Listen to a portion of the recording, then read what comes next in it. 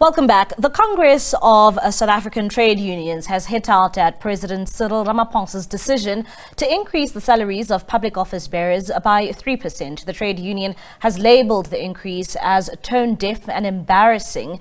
Cosatu has advised members to reject the offer. Now, for more on this, we're now joined by Cosatu's parliamentary coordinator, and his name is Matthew Parks, and he joins us via our video link. Matthew, thank you so much for joining us here on the late edition. Of course, so you have come out and slammed that 3%, which has been signed off by President Cyril Ramaphosa for public office bearers. Why have you taken this decision? We think the message it sends is tone deaf, it's inappropriate, but more so given the time and the context. Government has been pleading for the past 5 years that it is running out of money, doesn't have the money to pay public servants, an increase to keep pace with inflation. In 2020, government, with the support of the judiciary, walked away from a signed agreement with public servants, with nurses and teachers, home affairs officials, police officers, and doctors and so forth, because they said they don't have money. They've offered below inflation increases since that time to public servants. So if there is money to be found in the public service kitty, then that money must rather go not to politicians who live a fairly luxurious life, to put it politely, but rather give it to the cleaners, to the security guards, to the nurses who really are paid a pittance, who are struggling to keep pace with inflation, who are highly indebted, and many of whom were losing because they simply can't sustain it anymore and they go to work in the private sector where they get paid a better wage. So really it's not appropriate, given the constraints we're facing. And of course, members are also asking, why are we giving an increase to politicians? One, who earn quite a decent salary, to be very generous, but two, under whose watch often many of our critical state-owned entities, municipalities, departments have been run into the ground at a huge consequence to the economy, to workers across the country. So there really is a lack of appreciation to government for this effort. We think is really poorly timed. And it was also quite surprising that the Commission, and we don't expect much from this Commission because they often have made quite bizarre recommendations, but that Treasury itself had recommended to government that they should rather get a 1.5% increase to politicians, to judges. And despite that recommendation from Treasury, which should have been more acceptable, the President decided to increase it to 3%. So I think for us, it's quite galling. And perhaps the most shocking example to compare it to is that the SRT grant of the 350 Rand a month to 8 million unemployed persons, which has been a positive poverty relief intervention, it hasn't been increased once since 2020 when it came into effect. So there's been no adjustment for inflation, not even 1% over 4 years. Yet somehow there's money in the kitty to give ministers and premiers and MECs and so on, and judges, a 3% increase. So for us, it's quite galling, and it shouldn't have been done. And Matthew, I know that you've touched a lot about workers, in the public sector. One would say if the president has already signed off this increase, even though he has been advised on a different amount, what does it say, especially in terms of the current state of our country, especially when you see an increase of this nature for public office bearers? It sends the wrong message. It says that we are normalizing inequality. The World Bank did a recent report which showed that South Africa, 29 years into democracy, remains the most unequal society in the world, and that can't be acceptable. Yes, government has done many positive things. For example, the 27 million South Africans receiving social grants, that 60% of the budget goes to some sort of social wage, from NSFAS to RDP housing and social security and so forth. But it can't be right that we are allowing, through this kind of an increase, to widen the gap in the public sector. But also we need to have a broader conversation where we open the private sector, which is far worse, where you might find the CEO of a bank makes 150,000 Rand in a single day, but a bank cashier won't even make that in 2 years. We have the CEOs of the mining companies making 300 million Rand in a year, but fighting with mine workers who want a simple 150 Rand extra a month to buy some food to survive off of. So we need to have a broader discussion in South Africa that says, do we really want to continue this apartheid wage gap where the majority of society lives in townships, in backyards, in informal dwellings, in absolute poverty, whilst a few lucky persons live a life comparable to that of people in Europe? And we need to say it can't be sustainable. It's a ticking time bomb.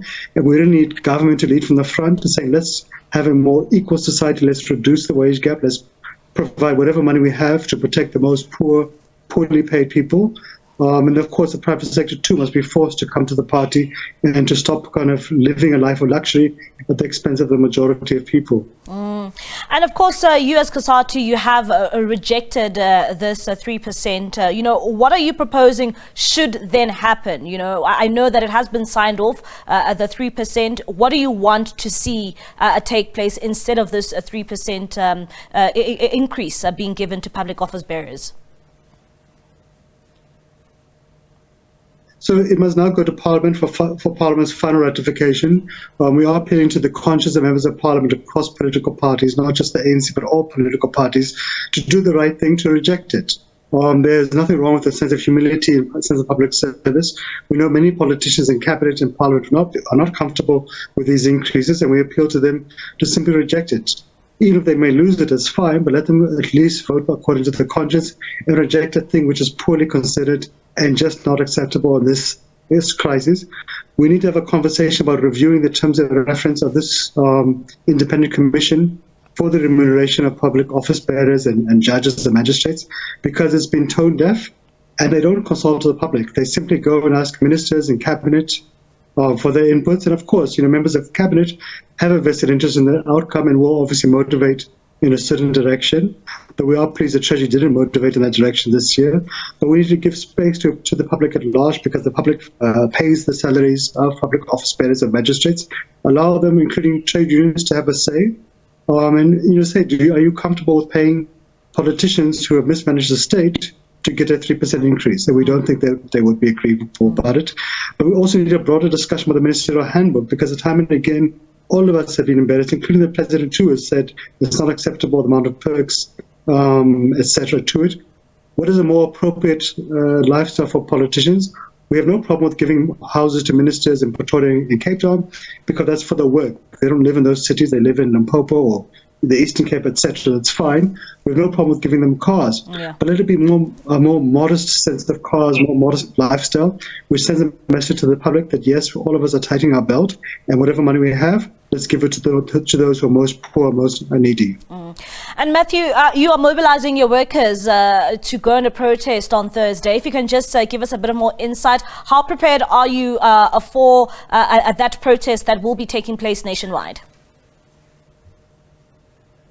So we've been quite overwhelmed by the support we've received from not only from Cosatu, nearly 2 million members and all of our affiliated unions, but in fact from workers and other unions and other federations.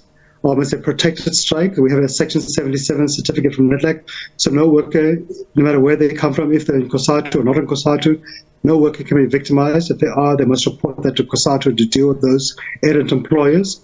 It's a strike to say to government and to employers in the public sector, the private sector, that workers are tired, they're fed up, they're exhausted, with an unemployment level of 42%, with workers drowning in debt, with many workers having lost wages, of employers undermining collective agreements in both the government and the private sector.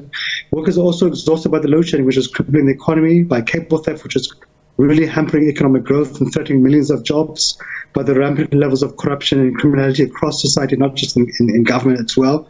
So as a message to government and to the private sector, they need to do far better to grow the economy, to rebuild the state, to give relief to the unemployed, to protect workers' rights.